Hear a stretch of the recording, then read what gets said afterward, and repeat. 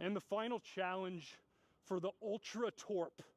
Can it hit a bomb in a big league stadium? Here we are, T-Mobile Park, and you have to absolutely step on a ball to hit it out. So, big dumper engaged. Let's go.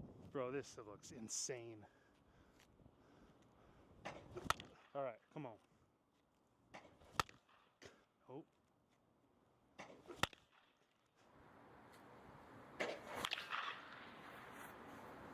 I got to that good.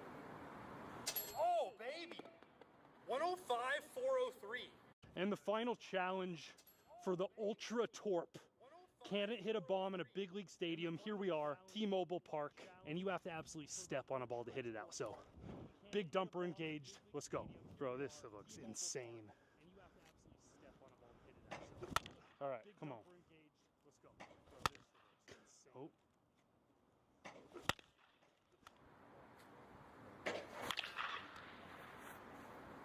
I got to that good. Oh, baby! 105, 403. And the final challenge for the Ultra Torp. Can it hit a bomb in a big league stadium? Here we are, T-Mobile Park, and you have to absolutely step on a ball to hit it out. So, big dumper engaged. Let's go. Bro, this looks insane. All right, come on. Oh.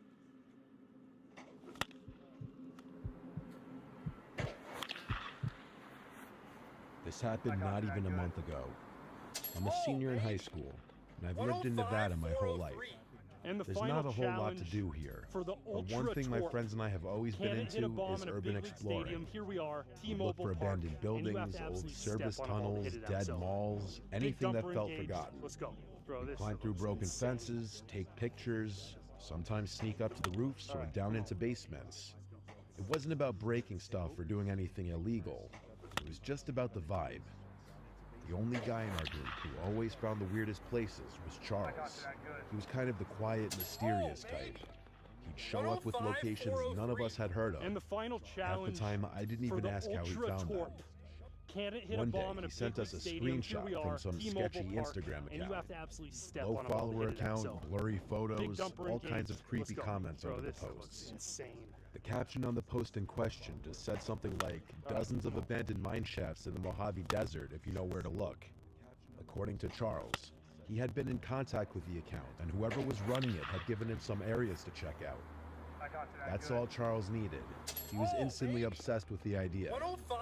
So that Saturday, and the final it was challenge me, Charles, and our other friend James. I had a Wrangler that was perfect for off-road desert driving, so we took that. We didn't have a specific address or anything, just a general area and a pin drop somewhere in the middle of the Mojave. The spot Charles had marked was way off in the desert, like really far from anything. We turned off the main road almost half an hour earlier, and the dirt path we were on barely looked like a road anymore. We drove around for what felt like forever. No signs, no structures, no landmarks. And the final just endless challenge nothing. For the I Ultra kept checking my phone, even though I knew we didn't have service. James was in the back, getting more and more irritated.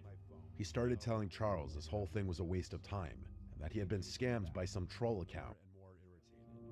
He started telling Charles this whole thing was a waste of time, and that he had been scammed by some troll account.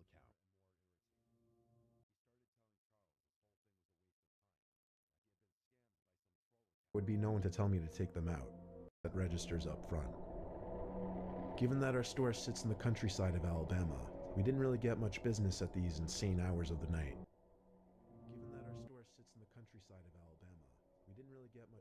This is something you guys have been requesting. Logo quiz on.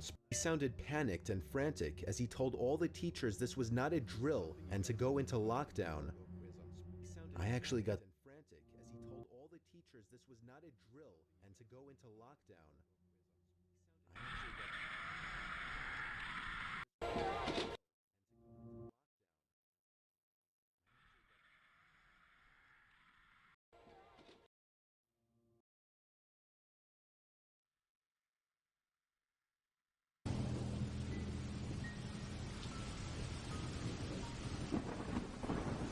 With Q and Vinny G hid in the storage box. With Q and Vinny G hid in the storage box. guest bedroom always had 2 twin beds inside of it that my brother and I would sleep in when we had sleepovers at our house. I took the bed next to the window, but before getting into bed, I checked all the doors making sure they were locked. When I did get into bed, it was early, and I didn't actually go to sleep for a while. There wasn't much to do at my grandma's house. I was just on my phone for an hour or two, watching videos, texting people, whatever. That's when I thought I could start hearing someone's voice outside. It sounded like a woman's voice, saying hello. I left the bedroom and inched my way closer to the front door, moving slow because I was trying to listen. Hello? It was a woman's voice, just going hello like every 10 seconds. As I got closer to the front door, I realized that's where it seemed to be coming from.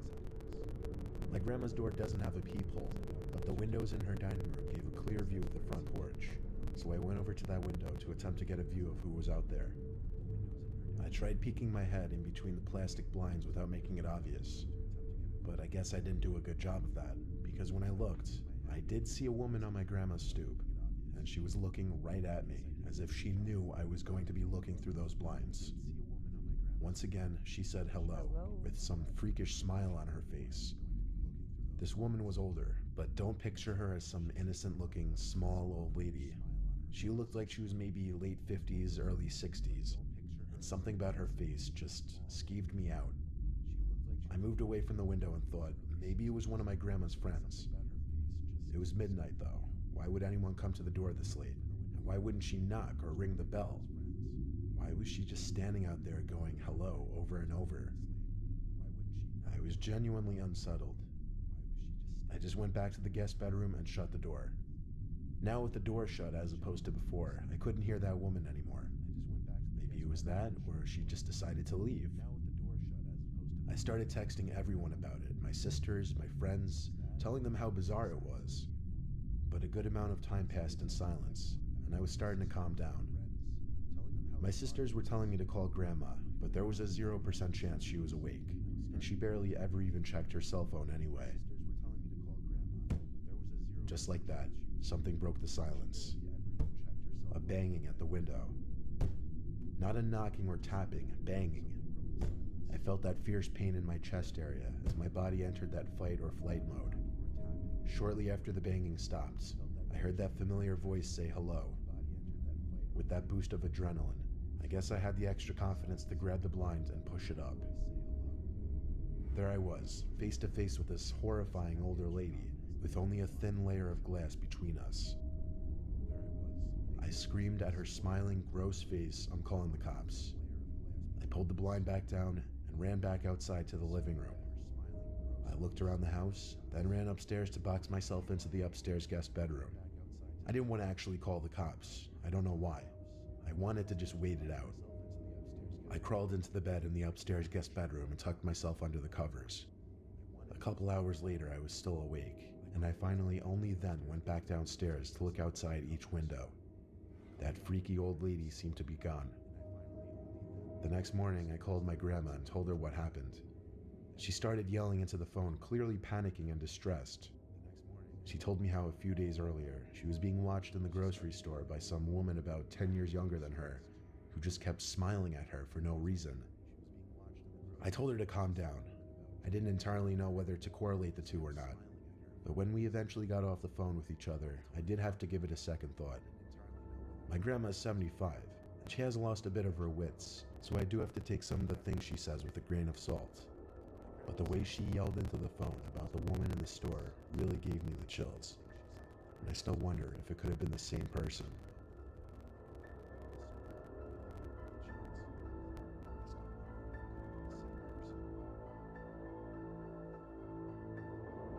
My name is Nicholas. I'm currently a freshman at Syracuse University, which doesn't exactly sit in the safest area.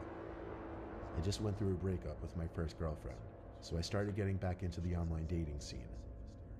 I was using the app Hinge when I found some blonde girl named Stephanie who I really connected with.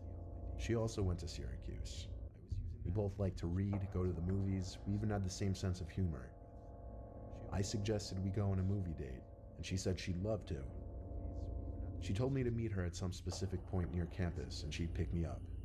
So, around 9 o'clock, I waited on some corner of a normal neighborhood block, waiting for Stephanie. She asked me to share my location with her, and so I did. A few minutes later, I saw a car turn down the street and start approaching me. Then it stopped in front of me, and the driver rolled down the window. It wasn't Stephanie, though, but some old random guy. He asked what I was doing alone out here, which was insanely weird, first of all. Then I said I was waiting for someone. He asked if I was waiting for Stephanie, and I said, yeah, how'd you know? He said he was Stephanie's father, and told me to hop in so he could give me a ride to her. I took a good look at him, and he looked a little old to be her father, to be honest. I'm no idiot when it comes to sketchy situations, so I said in a firm voice, why didn't you tell me you'd be picking me up? He claimed he didn't trust a random guy meeting up with his daughter, and wanted to meet me first.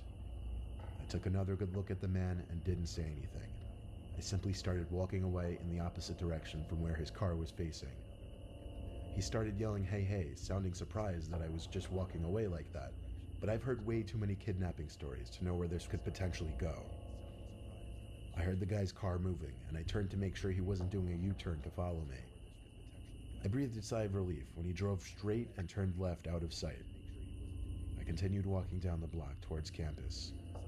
I got to the corner of the block and was just about to make a turn when I noticed what I was pretty sure to be the same car the man was driving, just parked on the side of the road with the light shut off. I briefly tried looking into the window as I passed, but the glass was tinted.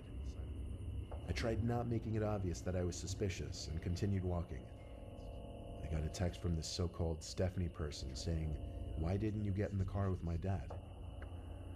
I ignored the text and continued walking. I kept looking back to see if the car would move. When I got to an intersection in the road, I turned right and then full-on booked it in the direction of campus. Surprisingly, I wasn't followed. I made it back to campus out of breath and started walking to my dorm building. I felt like I heard footsteps following me, though. I thought maybe I was being paranoid, but when I heard a piece of broken glass being kicked by someone's shoe, I knew I was being tailed. I made a point of ducking down behind a van and stopping to give me time to listen for where their footsteps were coming. They were a few cars away from me. Then I remembered, I never stopped sharing my location with Stephanie, or should I say that man. I saw him. It was that old man. He was approaching from between two cars across from me. He yelled something that I didn't fully understand, but it sounded like he said, come back and I'll take you to her. He had to be like 60-something. There's no way he would catch me if I sprinted. I lost him easily when I ran, and made it back to my dorm room. My roommate wasn't there, so I had no one to talk to about it.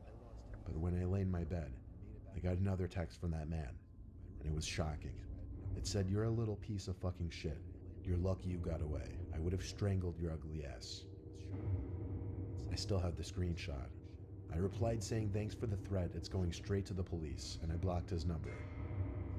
I still have the conversation saved as evidence, and I plan on going to the police with it eventually. Hopefully they are able to do something about it.